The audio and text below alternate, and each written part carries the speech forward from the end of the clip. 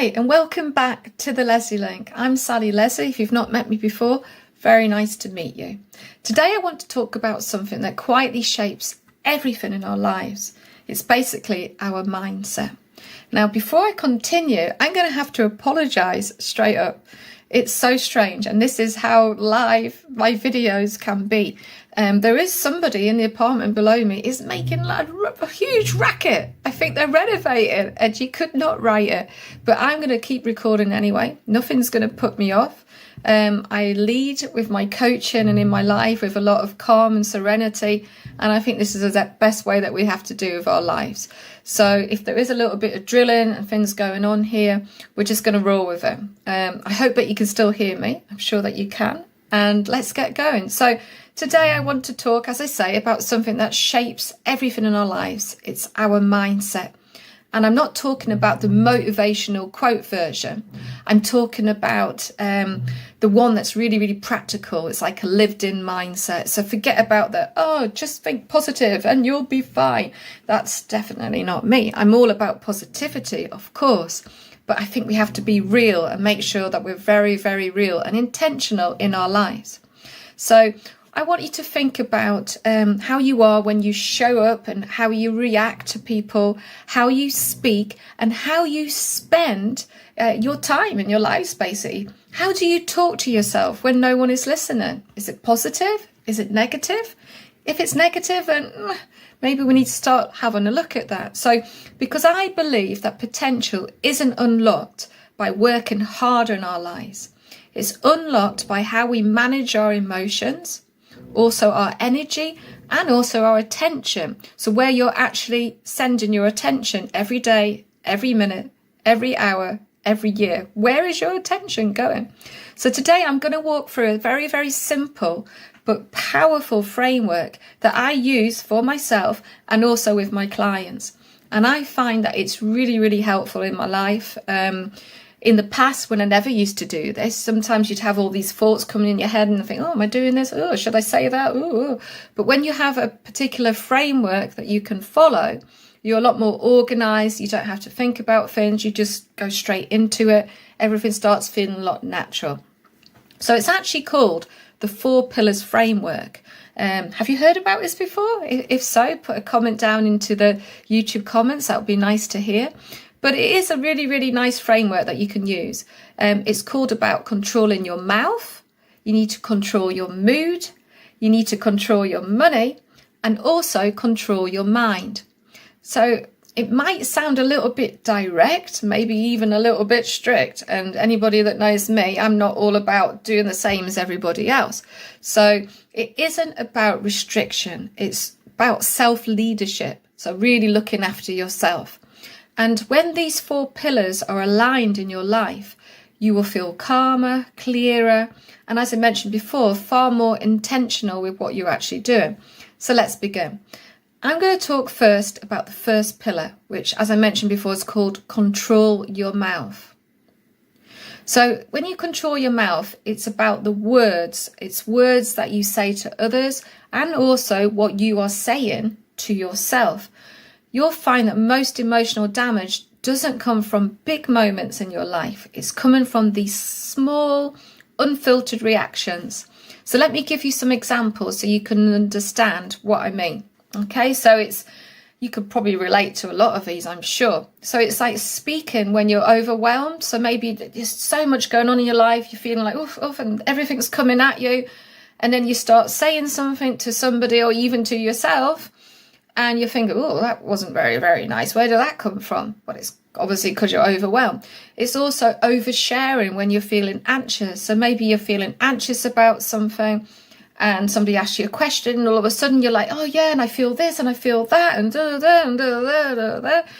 You don't really need to be doing that. It's just because you're oversharing. Or maybe you snap when you're tired. Maybe you're feeling really, really tired. You've had a terrible day, absolutely shattered. Somebody asks you a question at the wrong moment and you snap at them. And afterwards you feel terrible. You're like, where did that come from?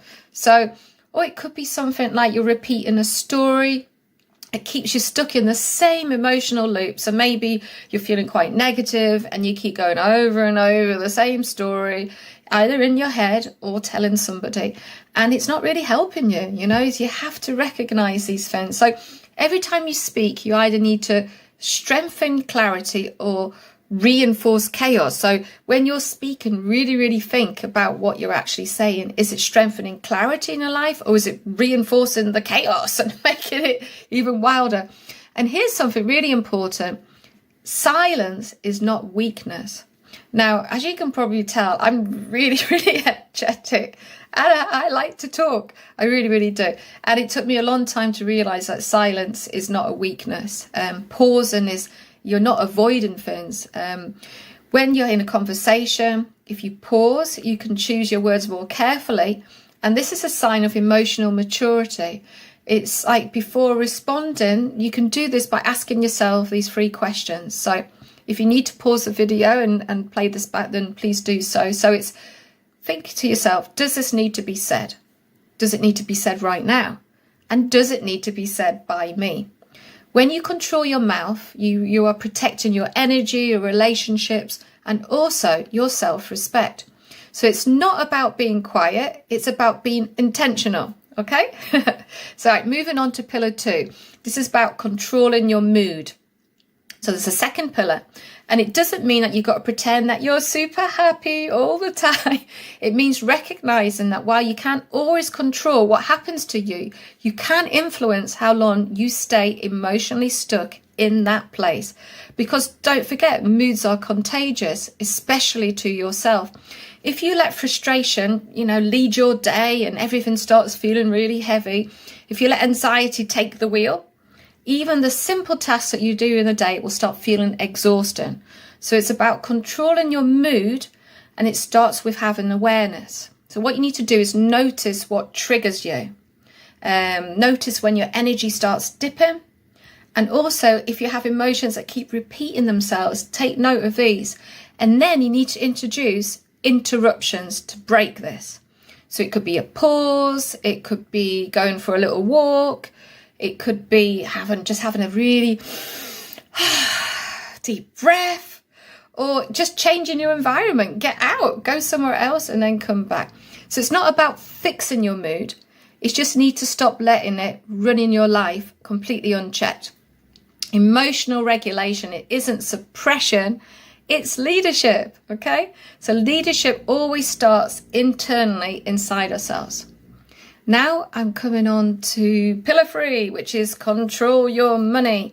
Now, this third pillar is often something many, many people avoid, and with good reason. We earn our money, we work hard for our money, we use our money, we like to spend our money. Money is always in our lives. There's no way to get around it.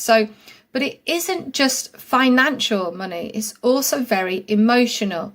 So sometimes we spend to soothe ourselves, we avoid numbers to escape any discomfort, we say yes, yes, yes to things we can't afford, and that can be financially or energetically, because it feels easier in that particular moment. But every financial choice is also an energy choice. Where your money goes, your attention is also following. So control doesn't mean restriction or having guilt over money, it means having awareness. And you need to ask yourself, am I spending from intention or emotion? Does this purchase right now support the life that I want to build for myself? Or is it just a short-term escape? When your money decisions are aligned, you'll feel calmer, more grounded, and more secure.